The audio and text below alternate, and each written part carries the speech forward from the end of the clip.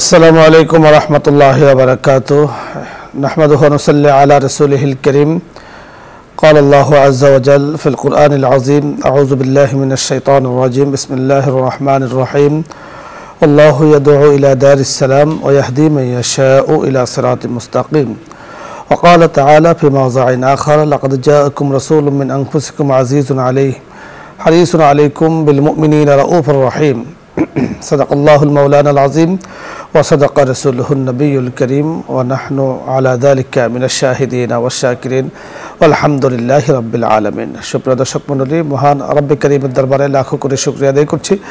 রব্বে করিম আমাদেরকে তৌফিক দান করেছেন পরন্ত বিকেলের আজকের এই সুন্দর অনুষ্ঠানের সাথে যুক্ত থাকার। আল্লাহ তাআলার শুকরিয়া আদায় করছি। রব্বিল লাকাল হামদ কামা ইয়ানবাগি লিজালালি ওয়াজহিক ওয়া আযীমি সুলতানিক। আপনাদের সকলকে আজকের এই সুন্দর আয়োজনে আমন্ত্রণ জানাচ্ছি। আশা করছি শেষ পর্যন্ত আমরা সকলেই থাকবো আল্লাহ পাকের তৌফিক এবং রহমতে। আল্লাহ রাব্বুল আলামিন সবসময় শান্তির দিকে আহ্বান করেন। আল্লাহ তাআলা পবিত্র কোরআনে আমাদেরকে জানিয়ে দিয়েছেন তিনি দারুস সালাম চির শান্তির দিকে আহ্বান করেন। সত্যি জান্নাত চির শান্তির জায়গা, অনাবিল শান্তির জায়গা। সেখানে ইহকালীন পরকালীন সুখ শান্তির জন্য আল্লাহ রব্বে করিম মুহাম্মদ রাসূলুল্লাহ সাল্লাল্লাহু আলাইহি সাল্লামের মাধ্যমে আমাদেরকে আহকামাত বিধানাবলী জানিয়ে দিয়েছেন। শান্তি এবং সমৃদ্ধির পথ ইসলামের রয়েছে। আজকে আমরা এই বিষয় নিয়ে কথা বলবো। কথা বলার জন্য যিনি আমাদের সাথে যোগ দিয়েছেন বিশিষ্ট ইসলামী চিন্তাবিদ, শিক্ষাবিদ, সুবক্তা শেখ মুফতি ডক্টর হোসাইনুল বান্না, সহযোগী অধ্যাপক, ঢাকা বিশ্ববিদ্যালয়। সাথে আছি আমি আমজাদ হোসেন হেলালি। আসসালামু আলাইকুম। ওয়া আলাইকুম আসসালাম ওয়া রাহমাতুল্লাহি ওয়া বারাকাতুহু। জি মুহতারাম, কেমন আছেন আপনি? জি আলহামদুলিল্লাহ ভালো আছি। আলহামদুলিল্লাহ, আপনার অনেক দোয়া করেছেন আপনি। আলহামদুলিল্লাহ, আল্লাহ তাআলা ভালো রেখেছেন।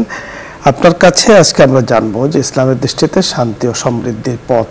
ইসলাম সর্বজনীন ধর্ম, এতে কোনো সন্দেহ নেই, এবং মখলুকাতের অধিকারের কথাই কিন্তু ইসলাম বলে। বিশেষ করে আশরাফুল মখলুকাত, যাদেরকে আল্লাহ তাআলা সম্মান দিয়েছেন, সর্বোচ্চ মর্যাদা দিয়েছেন, অধিকার দিয়েছেন, তাদের কথা কিন্তু ইসলাম সবসময় বলে। তো এই শান্তি এবং সমৃদ্ধির যে পথ ইসলামে আছে, এ সম্পর্কে আপনার কাছে আমরা বিস্তারিত শুনব। জাযাকাল্লাহ নাহমাদুহু ওয়া নুসাল্লি আলা রাসূলিহিল কারীম। আম্মা বাদ, আপনাকে ধন্যবাদ জানাই যে ইসলাম শব্দটির আমরা ধাতুগত অর্থের দিকে যদি লক্ষ্য করি, তাহলে ইসলাম শব্দটির শাব্দিক অর্থের মধ্যে কিন্তু শান্তির কথা আছে। ইসলাম শব্দটি সিলমুন ধাতু থেকে এসছে। কোরআনে কারীম আল্লাহ সুবহানাহু ওয়া তাআলা বলেছেন, ইয়া আল্লাযীনা আমানু দুখুলু ফিস সিলমি কাফা, তোমরা এই শান্তি এবং নিরাপত্তায় অর্থাৎ ইসলাম ধর্মের প্রতি পরিপূর্ণভাবে তোমরা প্রবেশ করো। আমরা যে যখন একজনের সাথে আরেকজনের দেখা হয়, তখন আমরা আসসালামু আলাইকুম বলি, ওয়া রাহমাতুল্লাহি ওয়া বারাকাতুহু। এই আসসালাম শব্দের অর্থ কিন্তু আল্লাহ সুবহানাহু ওয়া তাআলা শান্তি তোমার উপরে বর্ষিত হোক। তো ইসলাম ধর্মটাই এত সুন্দর একটা ধর্ম, যে ধর্ম এবং শান্তি এবং সমৃদ্ধির কথা বলে আমরা দেখি। কারণ কেউ যদি সালাম দিল কাউকে, বাহ্যিকভাবে সে শান্তি কামনা করছে মুখে মুখে, কিন্তু তার হৃদয়ের মধ্যে নিফাকি ছিল, হিপোক্রেসি ছিল, তাহলেও কিন্তু এটি ইসলাম পছন্দ করেন না। ইসলাম প্রথমেই সালাম দিয়ে বুঝান যে আমি তোমার বাহ্যিকভাবে এবং অভ্যন্তরীণভাবে তোমার শান্তি এবং নিরাপত্তা আমি কামনা করছি। অনুরূপভাবে মুসলিম শব্দের যদি ধাতুগত অর্থে আমরা লক্ষ্য করি, তাহলে মুসলিম শব্দের অর্থ হচ্ছে বাবি ফাল থেকে এটা আসছে, যার অর্থ হচ্ছে অন্যকে শান্তি দানকারী মুসলিম। আবার মুমিন শব্দ, এটাও যদি আমরা লক্ষ্য করি, আমনুন ধাতু থেকে এসছে, এর অর্থ কিন্তু শান্তি এবং নিরাপত্তা। এবং মুমিন শব্দের অর্থ হচ্ছে যে অন্যকে যে নিরাপত্তা দান করে। অর্থাৎ মুসলিম বা মুমিন যেই শব্দটি আমি গ্রহণ করি, প্রত্যেকটা শব্দের ধাতুগত অর্থের মধ্যেই নিরাপত্তা শব্দটি লুকায়িত আছে। অন্যকে নিরাপত্তা দান যে করতে পারবে না, সে তো মুসলমানই না। যেমন আমরা দেখি রাসূলুল্লাহ সাল্লাল্লাহু আলাইহি ওয়াসাল্লাম, মুসলিম শরীফের হাদিস, রাসূল বলতেছেন প্রকৃত মুমিনকে বলে, আল মুমিনু মানি তামানাহুন নাস, মুমিন হচ্ছে ওই ব্যক্তি যার কাছে অন্য মানুষ নিরাপদ থাকে। অনুরূপভাবে রাসূল পাক সাল্লাল্লাহু আলাইহি ওয়াসাল্লাম আরেক হাদিসের মধ্যে বলেন, আল মুসলিমু মান সালিমাল মুসলিমুনা মিন লিসানিহি ওয়া ইয়াদিহি ওয়ান নাসি আজমাইন। যে মুসলমান হচ্ছে সেই যার জবান থেকে, যার হাতের কষ্ট থেকে সমস্ত মুসলমান, সমস্ত মানুষ নিরাপদ থাকবে। আল্লাহ সুবহানাহু ওয়া তাআলা কোরআন কারীমের মধ্যে বলেন, আম্মা মা ইয়ানফাউন নাস ফায়ামকুসু ফিল আরদ। অর্থাৎ সমৃদ্ধির কথা আল্লাহ বলছেন, যে মানুষের জন্য যা উপকার এটি একমাত্র আল্লাহ সুবহানাহু ওয়া তাআলা এই জমিনে টিকিয়ে রাখবেন। আমরা যদি আয়াতের দিকে লক্ষ্য করি, আল্লাহ সুবহানাহু ওয়া তাআলা বলতেছেন মানুষের জন্য যা উপকার, মুমিনের জন্য বা মুসলমানের জন্য উপকারী শব্দটি কিন্তু আল্লাহ সুবহানাহু ওয়া তাআলা কিন্তু বলছেন না। তো সুতরাং মুমিন এবং মুসলমান সে যে শান্তি এবং নিরাপত্তা এবং সমৃদ্ধি প্রতিষ্ঠা করবে, সে স্বার্থপরের মতো সে কেবল তার নিজের মধ্যে অথবা তার জাতিগত বা সম্প্রদায়গত যারা আছে তাদের মধ্যেই কেবল শান্তি এবং সমৃদ্ধি স্থাপন করবেন না, বরং গোটা মানব জাতির মধ্যে শান্তি এবং সমৃদ্ধি স্থাপন করা এটা একজন মুমিনের দায়িত্ব। গোটা মানব জাতির মধ্যে যদি শান্তি এবং সমৃদ্ধির স্থাপন আমি করতে চাই, তাহলে মুমিনকে কয়েকটা আল্লাহ সুবহানাহু ওয়া তাআলা দায়িত্ব দিয়েছেন। একটা দায়িত্ব হচ্ছে নিজেকে সংশোধন করা। আল্লাহ সুবহানাহু ওয়া তাআলা কোরআনে কারীমের একাধিক আয়াতে উল্লেখ করেছেন যে কাদ আফলাহা মান তাযাক্কা, যে নিজেকে পরিশুদ্ধ না করলো সে তো আসলে সফলকাম নয়। সফলকাম হওয়ার জন্য নিজের ভিতরে যে পরশ্রী কাতরতা, হিংসা, রাগ, গোসা, মানুষকে ক্ষতি করার মানসিকতা যে সমস্ত ভিতরে ভিতরে মানুষের থাকে, যে এগুলো হচ্ছে আসলে শান্তি এবং নিরাপত্তার জন্য অন্তরায়।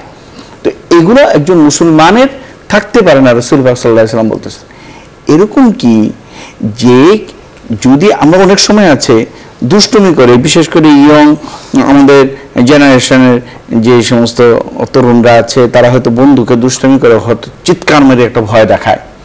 রাসূল পাক সাল্লাল্লাহু আলাইহি ওয়াসাল্লাম বলছেন এটা করো না। যে এরকম করলো, যে আমার মুমিনকে ভয় দেখালো, সে তো প্রকৃতপক্ষে আমার উম্মতেরই অন্তর্ভুক্ত হইতে পারলো না। অনুরূপভাবে মানুষের কল্যাণকামিতার জন্য আল্লাহ সুবহানাহু ওয়া তাআলা বারবার মুমিনকে উদ্বুদ্ধ করেছেন। এরকম বলেছেন, লা তাগলু ফি দীনিকুম ওয়া লা তাকুলু আলাল্লাহিল হক। ধর্ম পালনের ক্ষেত্রেও যাতে মুমিন কখনোই এরকম না হয়ে যায় যে গুলু বলা হয় যেটাকে, যে মুতাআন্নিদ বা গোড়ামির একেবারে শেষ পর্যায়ে যাতে না পৌঁছে যায়, বরং মানুষের হিত কামনায় যাতে তার একটা কল্যাণকামিতার একটা বিষয় হয়। আল্লাহ সুবহানাহু ওয়া তাআলা যদি কখনো আল্লাহ না করুক কোনো মানুষের একটা মুসিবত আসে আর মুমিন যদি সেই মুসিবতকে দূর করে, রাসূল পাক সাল্লাল্লাহু আলাইহি ওয়াসাল্লাম বলেন, মান নাফাসা আন মুমিনিন কুরবাতাম মিন কুরাবিদ দুনিয়া নাফাসাল্লাহু আনহু কুরবাতাম মিন কুরাবি ইয়াউমিল কিয়ামা। যে মুমিন একটা মুসিবতকে দূর করলো, আল্লাহ সুবহানাহু ওয়া তাআলা কাল কিয়ামতের ময়দানের অসংখ্য মুসিবতকে আল্লাহ সুবহানাহু ওয়া তাআলা দূর করে দিবেন। আপনি যথার্থ বলছিলেন, আবার চমৎকার বলছিলেন। দর্শক মণ্ডলী, ইসলাম শান্তি, সমৃদ্ধি, উন্নতি, অগ্রগতির পথ সব সময় দেখায়। হযরত সাহাবায়ে কেরাম রিদওয়ানুল্লাহি আলাইহিম আজমাইনের জিন্দেগিতে আমরা দেখেছি, আমরা পড়েছি, জীবনে যেখানে লেখা রয়েছে, সাহাবায়ে কেরাম নিজেরাই বলেছেন যে আমাদের আগের জীবন থেকে এখনের জীবন সোনালী জীবন।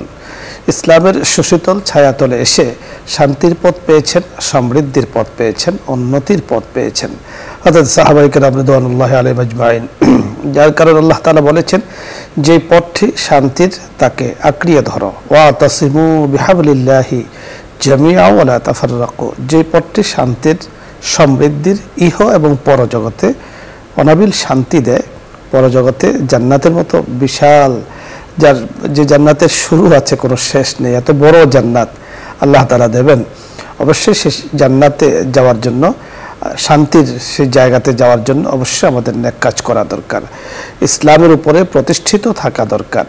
ইসলাম শান্তির কথা বলে এবং আমাদের মুহতারাম হোসাইনুল বান্না অত্যন্ত সুন্দরভাবে আমাদেরকে বলেছেন যে মুসলিম এবং মুমিনের পরিচয় কি, যার থেকে অন্যরা নিরাপদ থাকে, কোনোভাবেই কষ্ট পায় না, অন্য ভাই সম্পূর্ণরূপে নিরাপদ থাকে।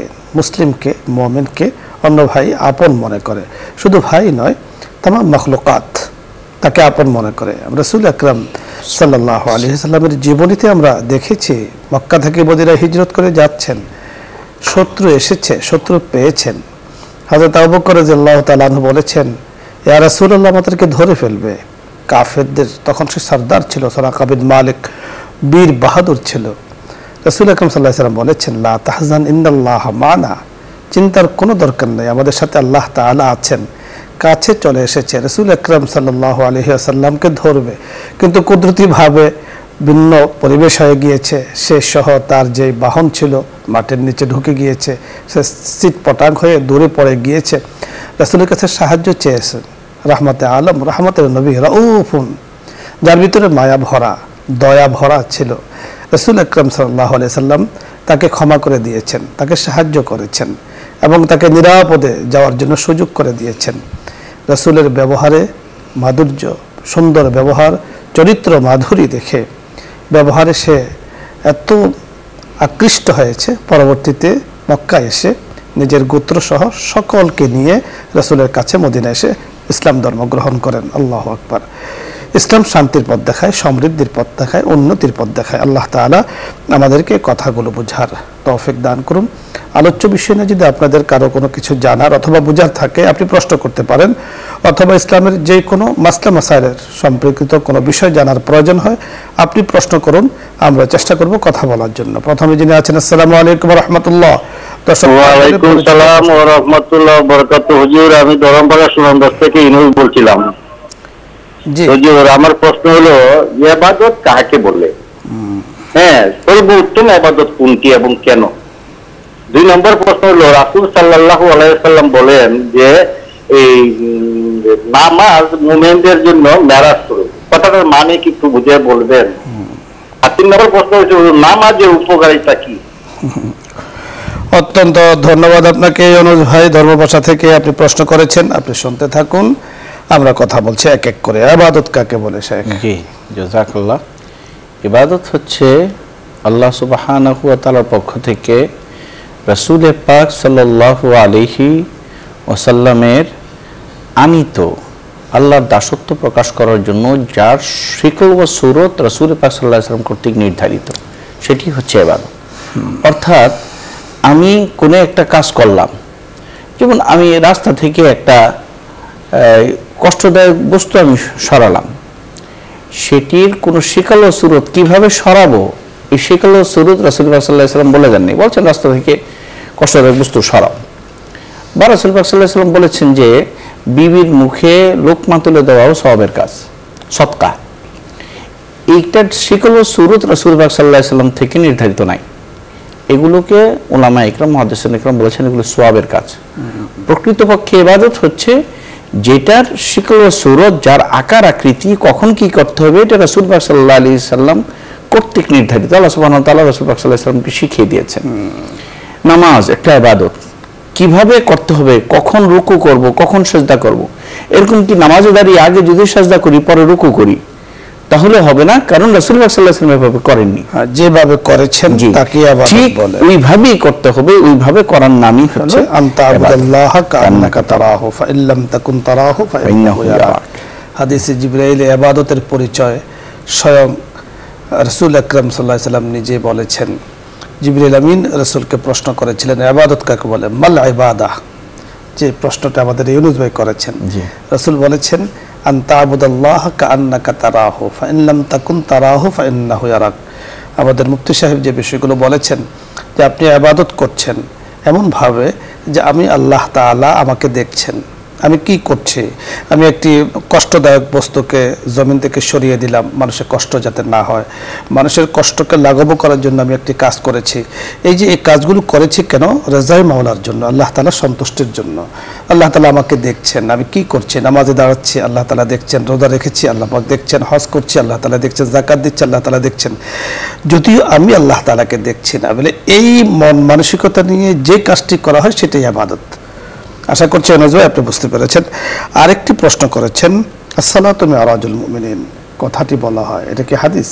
না, এটি আসলে বুজুর্গানের দিনের কথা, এটি আসলে মূলত হাদিসের অংশ নয়, এটা প্রবাদ বাক্য আছে যে যেহেতু মেরাজে নামাজটি এসেছে, ফরজ হয়েছে, সেই হিসেবে এই ধরনের কথা বলা হয়, যদিও কথাটা অত্যন্ত তাৎপর্যপূর্ণ। মাল ফায়দাতু মিনাস সালাত, নামাজ থেকে আসলে আমরা কি উপকার পাই? জি, নামাজ থেকে তো উপকারের কোনো শেষ নাই। আল্লাহ সুবহানাহু ওয়া তাআলা বলেছেন মুমিনের সফলতাই হচ্ছে নামাজের মধ্যে। ক্বাদ আফলাহাল মুমিনুন আল্লাযীনা হুম ফি সালাতিহিম খাশিউন। কিন্তু নামাজটি পড়তে হবে আপনি যেভাবে বলেছিলেন যে আনতা আবুদাল্লাহা কান্নাকা তারাহু, যে আমি যেন আল্লাহকে দেখতেছি, ফাইল্লাম তাকুন তারাহু ফাইন্নাহু ইয়ারাক। হাদিসের মধ্যে এটা কি ইহসান বলা হয়েছে, মানে ইবাদতের একেবারে সর্বোচ্চ অবস্থা হচ্ছে এটা ইহসান। তো সুতরাং আমরা নামাজের মধ্যে এটা তো একটা ফায়দা আছে। দ্বিতীয় ফায়দা আজকাল যেটা বলা হয় যে মানে চিকিৎসা বিজ্ঞানের ফায়দা, যে নামাজ পড়ার কারণে শরীরের মধ্যে রোগ প্রতিরোধ ক্ষমতা বেড়ে যায়, রক্ত চলাচল স্বাভাবিক থাকে, যারা নামাজ পড়ে তাদের হার্টের সমস্যা কম হয়, কিডনিতে সমস্যা কম হয়। এরকম কি যে 5 ওয়াক্ত নামাজের যে সময়গুলো, এই সময়গুলো তো এরকম যে মানুষের শরীরের মধ্যে বিভিন্ন রকমের জড়তা আসে, এই জড়তাগুলি দূর হয় কেবলমাত্র ইবাদতের মাধ্যমেই। তো সুতরাং আমরা এগুলো চিন্তা করব না, চিন্তা তো থাকবে আপনি যেটা বলেছেন যে আল্লাহ সন্তুষ্টি, কিন্তু তার সাথে সাথে জাহিরি এবং বাতিনি, বাহ্যিক এবং প্রাসঙ্গিক অনেক রকমের ফায়দা আছে। অনেকে নাউজুবিল্লাহ মিন যালিক, অনেকে এই কারণে নামাজকে ব্যায়ামও বলেছেন, কিন্তু ব্যায়াম বলা ঠিক হবে না, এটা ইবাদত। নামাজ ইবাদত, অনেক বড় ইবাদত। ব্যায়াম হোক আর যাই হোক, এগুলো হলো প্রাসঙ্গিক, এগুলো হলে হতে পারে, না হলে না হতে পারে। তবে আমাদের শাইখ বড় চমৎকার বলেছেন যে নামাজ দ্বারা যেমন আত্মিক উপকার আছে, মানসিক উপকার আছে, শারীরিক উপকার আছে। নামাজের মাধ্যমে আল্লাহ পাকের সন্তুষ্টি পাওয়া যায়, নামাজের মাধ্যমে আসসালাতু মিফতাহুল জান্নাহ, জান্নাতের চাবি তৈরি হয়, আর জান্নাতে যাবেন সেই চাবি নিয়ে। এছাড়াও অনেক উপকার রয়েছে, আমরা সংক্ষেপে বলার চেষ্টা করেছি। আমরা পরবর্তী দর্শকের কথা শুনবো। জি, আসসালামু আলাইকুম ওয়া রাহমাতুল্লাহ। আসসালামু আলাইকুম। ওয়া আলাইকুম আসসালাম।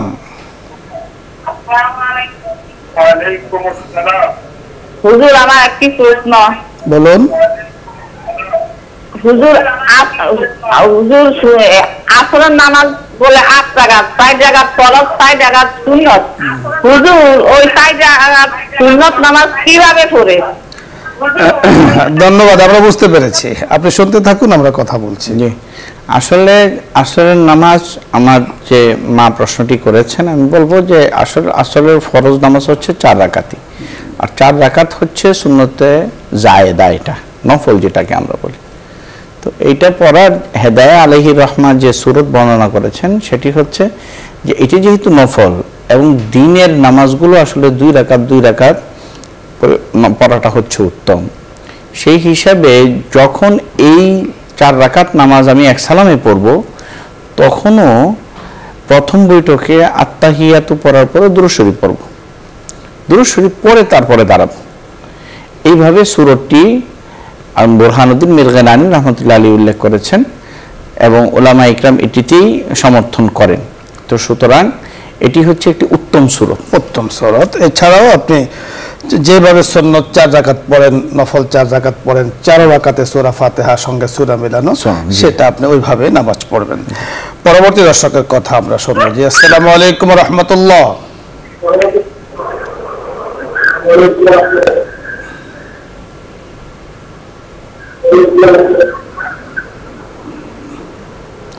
দর্শক শুনতে পাচ্ছেন, আপনি প্রশ্ন করুন। আসসালামু আলাইকুম। ওয়া আলাইকুম আসসালাম। টিভির ভলিউম কমিয়ে কথা বলি। আমার দুটো বলছি। বলুন। প্রথম বলছি আমার ছেলে মেয়ে, আমার ছোট বাচ্চা হয়েছে, ওই ছেলেরা আমার স্বামী একজনের কাছে রিসিভ করে দিল। আমার বাচ্চারা 18 দিন থেকে মারা গেছে। এখন ওই আমি যে কষ্ট পাই, আমি ওই টাকাটাকে আমি ফেরত দিতে পারবো? দ্বিতীয় প্রশ্ন বলুন। দ্বিতীয় প্রশ্ন, আমার মা বাবা আমার মানে কিছু টাকা নিচ্ছিল আমার কাছ থেকে, ওই টাকাটা 7-8 বছর আমার এখনো টাকা আমি যদি ফেরত চাই দেয় না, অথচ আমার খুব খবরও নেয় না, কোনো কিছু করে না। আবার বলে যে 3 নম্বর প্রশ্ন বলুন। দুইটাই প্রশ্ন বলতে চাইছেন ওই টাকা পয়সা নিলে তাহলে আমার সাথে আর কোনো যোগাযোগ করবে না। আমরা বুঝতে পেরেছি, ধন্যবাদ আপনাকে, আপনি শুনতে থাকুন, আমরা কথা বলছি। প্রথম প্রশ্নটি বুঝতে পেরেছেন, ওনার স্বামী বাচ্চা হয়েছিল, বাচ্চাকে বিক্রি করে দিয়েছে, তো যেখানে বিক্রি করেছে সে বাচ্চাটি 18 দিন থেকে মারা গিয়েছে, এখন ওনারা টাকাটা ফেরত দিতে চায়, সুরত আছে কিনা? আসলে তো প্রথমেই এটা না জায়েজ হয়েছে, মানুষকে বিক্রি জায়েজ নাই, বিক্রি জায়েজ নেই। সুতরাং আপনার স্বামী যে এই কাজটি করেছেন সেটি হারাম কাজ করেছেন। এখন আপনার জন্য এটা কেবল টাকা ফেরত দিতে চাওয়া না, আপনার জন্য জরুরি হচ্ছে টাকা ফেরত দেওয়া। কারণ এই ধরনের মানুষদের মানে এই যে স্বাধীন মানুষ, আল্লাহ সুবহানাহু ওয়া তাআলা যাকে মা বাবার কোলে দিয়েছেন তাকে অন্য জায়গায় এইভাবে বিক্রি করে দেওয়া টাকার বিনিময়ে এটা অত্যন্ত গর্হিত, নিন্দনীয়। ইসলাম এটাকে সমর্থন করে না, তাই আপনি অবশ্যই এই টাকাটি ফেরত দেবেন। মা বাবাকে কিছু টাকা উনি দিয়েছেন, ওনারা টাকা ফেরত দিচ্ছেন না, টাকা চাইতে গেলে বলে যে তোমার সাথে সম্পর্ক থাকবে না যদি টাকা নিয়ে যাও, তো এই ধরনের কথা কি ঠিক? উনি কি করবেন? সবচেয়ে বড় কাজ হচ্ছে মা বাবার ইহসান তো আপনার উপর অনেক বেশি, বোন, আপনি মাফ করে দেন। আল্লাহ সুবহানাহু ওয়া তাআলা এই জায়গা থেকে আপনি টাকা পাইলেন না, অন্য অনেক জায়গার আল্লাহ সুবহানাহু ওয়া তাআলা মা ইয়াতাওয়াক্কাল আলাল্লাহি ফাহুয়া হাসবু ওয়া ইয়ারযুকুহু মিন হাইসু লা ইয়াহতাসিব, মানে ইয়াজআল লাহু মাখরাজা, আল্লাহ সুবহানাহু ওয়া তাআলা অনেক রকমের পথ আপনার জন্য খুলে দিবেন মাফির কারণে। তাই আপনি মাফ করে দেন, ওনাদের ইহসান তো আছে। আপনাকে যখন ছোট ছিলেন আপনাকে ওনারা মানুষ করেছেন, বড় করেছেন, ওই সময় তো আপনাকে মেরে ফেলেন নাই বা ডাস্টবিনে ফেলে দেন নাই, এগুলো চিন্তা করি আমি। আপনি প্রশ্ন করেছেন আপনার বাচ্চাকে স্বামী বিক্রি করে দিয়েছে, আপনাকে তো বিক্রি করে দেয়নি। জি জি, আপনার প্রশ্নের মধ্যে কিন্তু আপনার উত্তর রয়ে গিয়েছে, বিক্রি করে দেয় নাই, আপনাকে আদর সোহাগ স্নেহ মমতা দিয়ে বড় করেছেন। তবে আপনি আমরা যে কথাগুলো বলছি, ক্ষমা করে দেওয়া, মা বাবাকে হাদিয়া দেয়া, এটা আপনার জন্য উচিত। যদি আপনি সেটা না পারেন, আপনার হক আপনি চাইতে পারেন, এতে কিন্তু শরীয়তে আপনাকে বারণ করবে না যে আপনি চাচ্ছেন কেন। হকটা যেহেতু আপনার, আপনি আকেলা বালেগা সব কিছু বুঝেন জানেন, তো সেক্ষেত্রে হক কিন্তু আপনার, আপনি চাইতে পারেন। আপনার মা বাবাকেও আমরা বলবো যদি তাদের সাধ্য থাকে আপনার হকটা আপনাকে দিয়ে দেয়া, যেহেতু আপনি সেটাকে কোনোভাবে আপনার হয়তো বা জরুরত বেশি আছে, প্রয়োজন আছে, আপনি সেটা পাচ্ছেন না, তো ওনাদের উচিত আপনাকে দিয়ে দেয়া। আপনি যদি সেখান থেকে কিছু অংশ তাদেরকে গিফট করেন, হাদিয়া দেন, সেটা আপনার বিষয়।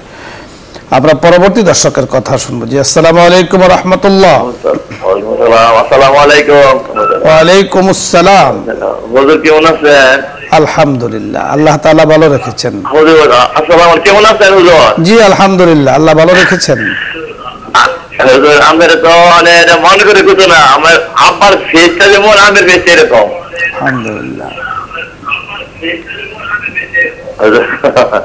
তো দোয়া করবেন হুজুর।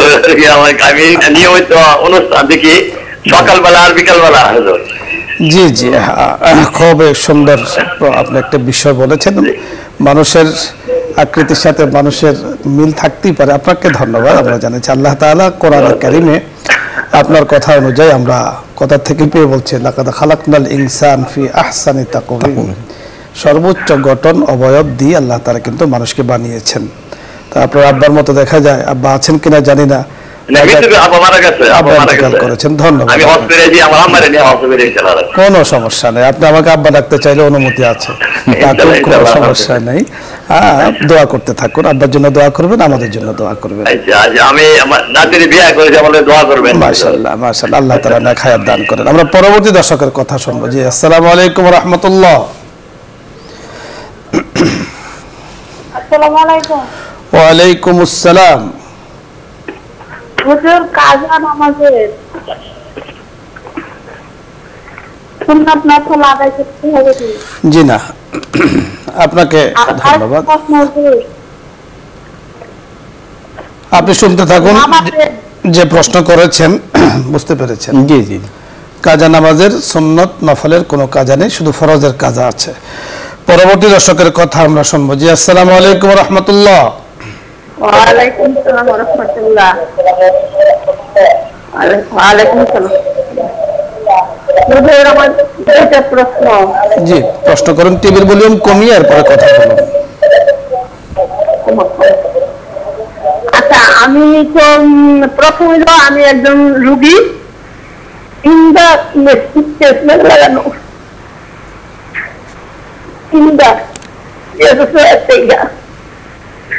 এখন আমি বিভিন্ন রোগে ভুগতেছি। এখন আমার কোনো অসুবিধা করে না, কিন্তু অনেক রোগ। কারণ আপনার যে একটা শিখে দিচ্ছেন বিসমিল্লাহ কইরা আলহামদুলিল্লাহ, এটা আমি করতেছি। আমার একদিন বললো কি যে কোরআন শরীফের শব্দ তো ই করা যায় না, পরিবর্তন করা যায় না, আপনি মিল না বলে আলহামদুলিল্লাহ বলেন, এবং আপনি দেখাবারে বুঝতে জিজ্ঞাসা করেন। এই ব্যাপারে আমি কি করতে পারি? জি, ধন্যবাদ। আপনার জন্য আমরা দোয়া করছি, আল্লাহ তাআলা আপনাকে সুস্থতা দান করুন। আপনি শুনতে থাকুন। সুস্থতা অসুস্থতা আল্লাহ পাকের নেয়ামত, যিনি গ্রহণ করেছেন উনি কিন্তু তার ফলাফল পেয়েছেন। আপনি সুস্থ আছেন, সেটা আল্লাহ পাকের নেয়ামত। আল্লাহ তাআলা সুস্থতা দিয়েও পরীক্ষা করেন, অসুস্থতা দিয়েও পরীক্ষা করেন। আল্লাহ পাক সম্পদ দিয়েও পরীক্ষা করেন, সম্পদ নিয়েও পরীক্ষা করেন। আল্লাহ পাক হায়াত দিয়েও পরীক্ষা করেন, হায়াত নিয়েও পরীক্ষা করেন। আল্লাহ তাআলা বিভিন্নভাবে পরীক্ষা করতে পারেন। তো আল্লাহ তাআলার ফয়সালার উপরে নিজেকে সঁপে দেওয়ার মধ্যে কিন্তু আমাদের জন্য কল্যাণ। আপনার জন্য আমরা যে কথাগুলো বলতে পারবো তা হলো দোয়া আপনার জন্য রইল। আপনার সাথে আমাদের দোয়া থাকবে। আমরা আল্লাহ তাআলার কাছে আপনার জন্য এবং আমাদের আরও যারা অসুস্থ আছেন, হাসপাতালগুলোতে বিভিন্ন জায়গাতে অসুস্থ হয়ে চিকিৎসাধীন আছেন, সকলের জন্য আমরা দোয়া করছি সুস্থতার, শেফায়ে কামেলা আজেলার। তবে আপনি যে আমলটি আমরা এখানে বলেছিলাম সেটা আপনি হয়তো বুঝতে পেরেছেন। নিয়মিত আমল করে যান। বিসমিল্লাহির রহমানির রহিম, আলহামদুলিল্লাহি রাব্বিল আলামিন। নিয়মিত 41 দিনের কথা আমরা বলেছিলাম। ইনশাআল্লাহ আমল করুন। সেই আস্থা, বিশ্বাস, মোহাব্বতের সাথে আমল করতে থাকুন। ইনশাআল্লাহ কোরআনের উসিলায়, সূরাতুল ফাতিহার উসিলায় আল্লাহ চাহে তো আপনাকে সুস্থ করে দিতে পারেন। আমরা পরবর্তী দর্শকের কথা শুনবো। জি, আসসালামু আলাইকুম ওয়া রাহমাতুল্লাহ।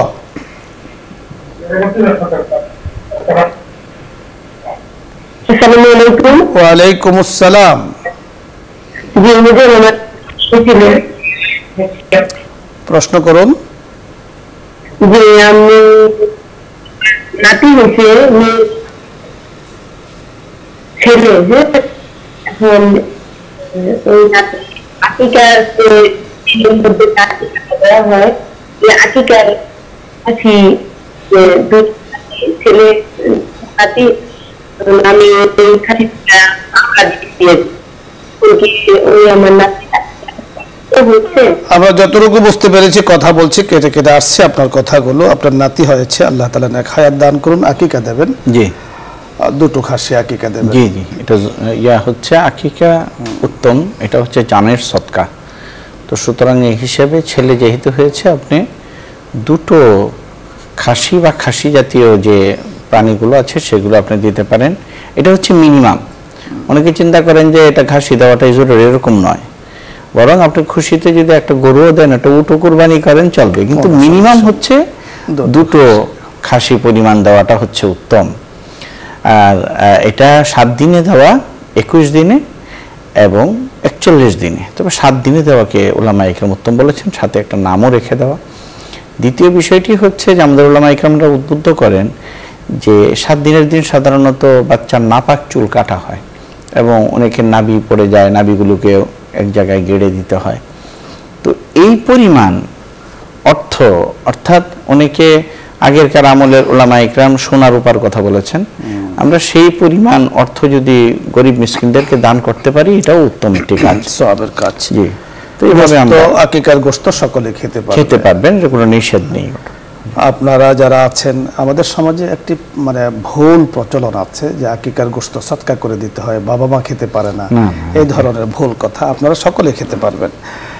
আমরা পরবর্তী দর্শকের কথা শুনবো। জি, আসসালামু আলাইকুম ওয়া রাহমাতুল্লাহ। হ্যাঁ, আমি ওয়ালাইকুম সালাম। আমি জানতে চাচ্ছি, মানুষ পালক নিয়ে বাচ্চা না হলে এটা কি জায়েজ আছে? আল্লাহর হুকুম কি জায়েজ আছে? কিতাবে লেখা আছে? আরেকবার বলুন।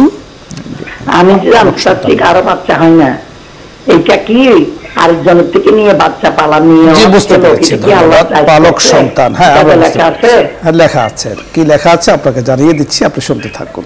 জি, ইসলামে অ্যাডাপ্ট সন্তান বা পালক সন্তান এরকম ভাবে অন্যজনের থেকে নিয়ে বড় করার, এটা ইসলাম নিরুৎসাহিত করে। আপনি একজন ইয়েতিমের বা একজন অসহায় মানুষের আপনি জিম্মাদার হন, তার খরচ আদি দেন, তার মা বাবার কাছে থেকে সে বড় হোক। রাসূলুল্লাহ সাল্লাল্লাহু আলাইহি ওয়াসাল্লাম বলেছেন, আনা ওয়া কাফিলুল ইয়াতীম কাহাতাইন, দুই আঙ্গুল দিয়ে দেখিয়েছেন। তো সুতরাং কিয়ামতের দিন যারা ইয়েতিমের এরকম ভরণ পোষণের দায়িত্ব নিবে, তাদেরকে রাসূলুল্লাহ সাল্লাল্লাহু আলাইহি ওয়াসাল্লামের সাথে তাদের জান্নাতে থাকবেন। কিন্তু এটার অর্থ এটা নয় যে আপনি ঘরে এনে তাকে বড় করবেন। কারণ ঘরে এনে বড় করলে যদি ছেলে হয় তাহলে বালেগ হওয়ার পরে মায়ের সাথে পর্দা ফরজ, মেয়ে হলে এই পালক বাবার সাথে তার পর্দা ফরজ। তার সাথে সাথে রাসূল পাক সাল্লাল্লাহু আলাইহি ওয়াসাল্লাম হযরত যায়েদ বিন হারিসা রাদিয়াল্লাহু তাআলা আনহুকে রাসূল পাক সাল্লাল্লাহু আলাইহি ওয়াসাল্লাম কাছে এসেছিলেন একজন দাস হিসেবে। তো রাসূল এত স্নেহ করেছেন যে ওনাকে যায়েদ বিন মুহাম্মদ বলতেন। রাসূলুল্লাহ সাল্লাল্লাহু আলাইহি ওয়াসাল্লাম নিষেধ করতেন না, কিন্তু কোরআনে কারীমে নিরুৎসাহিত করা হয়েছে। বলা হয়েছে উদউহুম লিআবাইহিম হুয়া আকসাতু ইনদাল্লাহ, যায়েদ বিন মুহাম্মদ বলো না, বরং যায়েদ বিন হারিসা বলো, তার বাবার নামে তার নামকরণ করো। এটাই আল্লাহ সুবহানাহু ওয়া তাআলার কাছে বেশি ন্যায়সঙ্গত। এবং পালক সন্তানের যে সন্তান নয় এটি প্রমাণ করার জন্য যায়েদ বিন হারিসা রাদিয়াল্লাহু তাআলা আনহু যখন ওনার স্ত্রীকে তালাক দিয়ে দিলেন, আল্লাহ সুবহানাহু ওয়া তাআলা হুকুম করলেন যে তুমি যায়েদ বিন হারিসার তালাকপ্রাপ্তা যায়েনবকে বিয়ে করো। অথচ নিজের সন্তানের স্ত্রী কিন্তু সারা জীবনের জন্য হারাম হয়ে যায়, বাবার কোনোদিন বিয়ে করা জায়েজ নেই। কিন্তু এই কুপ্রথাটাকে উঠানোর জন্য স্বয়ং আল্লাহ তাআলা, আল্লাহ সুবহানাহু ওয়া তাআলা এইভাবে রাসূলুল্লাহ, আপনি যথার্থ বলেছেন, আল্লাহ তাআলা নিজেই ব্যবহার সেটা করেছেন, সকল ব্যবস্থাপনা করেছেন। পালক পুত্র কখনো আসল পুত্রের মতো নয়। পালক পুত্র আসল পুত্র যেমনিভাবে ওয়ারিস পায়, পালক পুত্র কিন্তু এই ওয়ারিসের মধ্যে অংশীদারিত্ব নয়। জাহিরি যুগে এই প্রথাটি ছিল, পালক সন্তানকে আসল সন্তানের মতো মনে করা হতো। সেই প্রথাটাকে আল্লাহ রাসূল সাল্লাল্লাহু আলাইহি ওয়াসাল্লামকে দিয়ে আল্লাহ তাআলা জগৎ থেকে উঠিয়ে দিয়েছেন। তাই এতিমের খোঁজ খবর নেওয়া, এতিমের ওকালতি করা, এতিমের অভিভাবকত্ব গ্রহণ করা, এটা অনেক ফজিলতপূর্ণ একটি ইবাদত। আল্লাহ পাক আমাদেরকে তৌফিক দান করুন। শুধু এতিমই নয়, এতিম, অসহায়, অনাথ, হতদরিদ্র মানুষ যারা আছে তাদের প্রয়োজন পূরণ করার মাঝে আল্লাহ পাকের রাহমা পাওয়া যায়। বুখারী শরীফের মধ্যে ইমাম বুখারী রাহমাতুল্লাহি আলাইহি হাদিসে উল্লেখ করেছেন যে ওখানে যদি তুমি যেতে তাহলে ওখানে আমি আল্লাহ তাআলাকে তুমি সেখানে পেতে। আল্লাহ তাআলা নিজে বলেছেন, আমি ক্ষুধার্ত ছিলাম, তুমি যদি আমার ক্ষুধাকে নিবারণ করতে তাহলে আমাকে পেয়ে যেতে। আসলে আল্লাহ তাআলা তো বেনিয়াস সত্তা। আল্লাহর বান্দাকে বলেছেন, আমার বান্দা বান্দি ক্ষুধার্ত থাকলে যেন সেখানে তুমি গেলে রহমত পেতে। তাই আল্লাহ তাআলা আমাদের সকলকে এই ভালো কাজগুলো, মুমিনের কাজ, মুসলিমের কাজ, ভালো কাজ করা আল্লাহ তাআলা সেই তৌফিক দান করুন। সকলে ভালো থাকুন, সুস্থ থাকুন, আগামী অনুষ্ঠানগুলোর সাথে থাকুন এই আশাবাদ ব্যক্ত করছি। শেখ, আপনাকেও ধন্যবাদ জানাচ্ছি। আজকে আপনি আমাদের এই অনুষ্ঠানে এসেছেন, অত্যন্ত সুন্দর চমৎকার কথাগুলো বলেছেন। দর্শক মণ্ডলী, আমরা আল্লাহ তাআলার কাছে দোয়া করছি আল্লাহ তাআলা যেন আমাদের সকলকে মাফ করে দেন। আগামী অনুষ্ঠানের সাথে থাকবেন এই আশাবাদ ব্যক্ত করছি। এখন দোয়া হবে, দরুদ ইস্তিগফার পাঠ করি। আল্লাহুম্মা সাল্লি আলা সাইয়্যিদিনা ওয়া নাবিয়্যিনা ওয়া শাফিঈনা ওয়া হাবিবিনা ওয়া মাওলানা মুহাম্মদ সাল্লাল্লাহু আলাইহি ওয়া আলা আলিহি ওয়া আসহাবিহি ওয়া বারাকা ওয়া সাল্লাম। আস্তাগফিরুল্লাহ রাব্বি মিন কুল্লি যামবিন ওয়া আতুবু ইলাইহি লা হাওলা ওয়া লা কুওয়াতা ইল্লা বিল্লাহিল আলিয়্যিল আযীম। আস্তাগফিরুল্লাহ রাব্বি মিন কুল্লি যামবিন ওয়া আতুবু ইলাইহি লা হাওলা ওয়া লা কুওয়াতা ইল্লা বিল্লাহিল আলিয়্যিল আযীম। সকলের জন্য আল্লাহুম্মা আমিন। আল্লাহুম্মা সাল্লি আলা সাইয়্যিদিনা ওয়া মাওলানা ওয়া শাফিঈনা وحبيبنا على محمد النبي الأمي وعلى آله وصحبه أجمعين وبارك وسلم كما تحب وترضى عدد ما تحب وترضى. اللهم إنا نستغفرك ونتوب إليك. اللهم يا ربنا يا سيدنا يا غاية رغبتنا لا تشفي وجوهنا في النار. يا رب لك الحمد كما ينبغي لجلال وجهك وعظيم سلطانك. اللهم أنت ربي لا إله إلا أنت يا حنان يا منان يا بديع السماوات والأرض يا ذا الجلال والإكرام. আলিফ লাম মিম আল্লাহু লা ইলাহা ইল্লা হুয়াল হাইয়ুল কাইয়্যুম ওয়া আনাতিল ওয়ুজুহু লিল হাইয়িল কাইয়্যুম রব্বানা আতিনা ফিদ দুনিয়া হাসানাতাও ওয়া ফিল আখিরাতি হাসানাতাও ওয়া কিনা আযাবান নার ربنا لا تزغ قلوبنا بعد إذ هديتنا وهب لنا من لدنك رحمة إنك أنت الوهاب ربنا اغفر لي ولوالدي وللمؤمنين يوم يقوم الحساب رب ارحمهما كما ربياني صغيرا ربنا هب لنا من أزواجنا وذرياتنا قرة أعين واجعلنا للمتقين إماما معبود ও মালিক, তুমি মেহেরবানি করে আমাদের এই আলোচনাকে কবুল ও মঞ্জুর করে নাও। আল্লাহ গো, তুমি মেহেরবানি করে, তুমি দয়া করে, মায়া করে এই আলোচনার মধ্যে নূর দিয়া দাও মালিক, এবং আমাদেরকে এই আলোচনার মাধ্যমে আমরা যা শিখলাম তার উপরে আমল করার তুমি তৌফিক দান করো। মাবুদ, তুমি মেহেরবানি করে তোমার সন্তুষ্টির আশায় আমরা যারা আলোচনা শুনলাম, তুমি এর সোয়াব হযরত আদম আলাইহিস সালাতু ওয়াস সালাম থেকে শুরু করে সমস্ত নবীদের রূহে পৌঁছায় দাও। বিশেষ করে তোমার প্যারে হাবিব রাসূল পাক সাল্লাল্লাহু আলাইহি সাল্লামের রওজা আতহারের সোয়াব পৌঁছায় দাও। সাহাবা, তাবিঈন, তাবে তাবিঈন, আইম্মায়ে মুজতাহিদিন, মাশায়েখ, ফুকাহা, সুলাহা, ওলি আল্লাহ, গাউস, কুতুব যারা এখন আর এই দুনিয়াতে নেই সকলের রূহের সোয়াব পৌঁছায় দাও। বিশেষ করে মালিক, আমাদের মৃত আত্মীয় স্বজন যারা এখন আর এই দুনিয়াতে নেই, ও মালিক, আমরা জানি না তারা কি অবস্থায় আছে। মাবুদ গো, তোমার রহমান রাহিম নামের উসিলা ধরে আমরা তোমাকে ডাকতেছি, তুমি মেহেরবানি করে তাদের কবরগুলোকে জান্নাতের একটা টুকরা বানায় দাও। মাবুদ গো, আজকে সরকারের পক্ষ থেকে শোক দিবস ঘোষণা করা হয়েছে। আমাদের অনেক ভাই বোনেরা ইন্তেকাল করেছেন মালিক গত কয়েকদিনের ঘটনায়। মাবুদ গো, যারা ইন্তেকাল করেছে, ও মালিক, যে সমস্ত ভাইরা ইন্তেকাল করেছে তাদের সকলকে তুমি মাফ করে দাও, তাদের কবরগুলিকে রওজাতুম মিন রিয়াজুল জান্নাহ বানিয়ে দাও। যে সমস্ত মা বাবার বুক খালি হয়েছে মালিক, তুমি মেহেরবানি করে তাদেরকে সবরে জমির ইখতিয়ার করার তৌফিক দান করো। মাবুদ, এটা তো সবচেয়ে কঠিন অবস্থা পৃথিবীর, যে বাবার কাঁধে সন্তানের লাশ।